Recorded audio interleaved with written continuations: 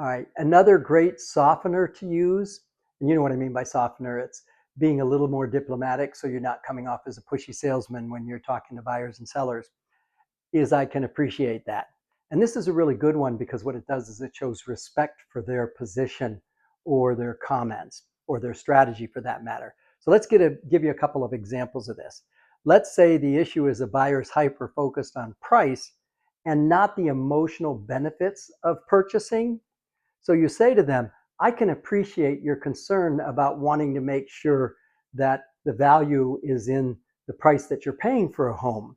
But it's also really important that you look into the emotional benefits for you and your family. And in many cases, those emotional benefits far outweigh the little bit of extra money that you may pay, especially with the fact that you could be keeping the home for 10 years. So in reality, it's well worth paying just a little bit more because in the long run, it isn't going to make a difference and everybody's going to be happier. So here's another one. Let's say the issue seller refuses to accept a good offer because they think they're going to get more. Your response is, I can appreciate you wanting to get top dollar. You use a couple of things. You can say, but I want you to be aware of the fact that history tells us that the first offer tends to be the best offer. That would be one. Or you could also say, it also makes sense to consider how much it costs you monthly to maintain the home and pay the mortgage and whatnot. And if in fact that number is very comfortable with them, that may be way more important with what the price is, because that price is going to be spread over 7 to 10 years, the time that they own the home. Let's use another one. Let's say a buyer is afraid to make an offer because no one else is buying. And sometimes people are a little bit like sheeple.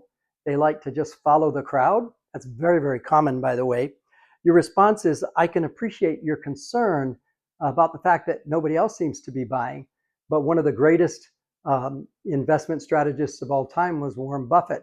And Warren Buffett, the Oracle of Omaha, always said, the time to buy is when everybody's selling. And then, of course, the time to sell is when everybody's buying. In other words, you do the reverse of what everybody else is doing, because that tends to give you the best return on your investment as an investment strategy. And of course, we always look at the investment benefits of a house when we buy.